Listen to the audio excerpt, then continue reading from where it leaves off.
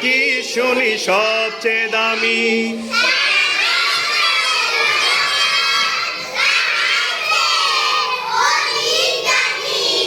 আমার মায়ের আঁচল, মাকে ছেড়ে চাই না আমি, মাকে ছেড়ে চাই না আমি।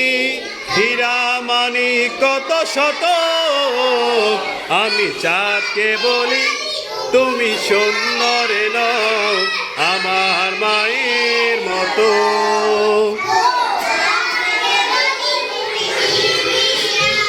বলেন,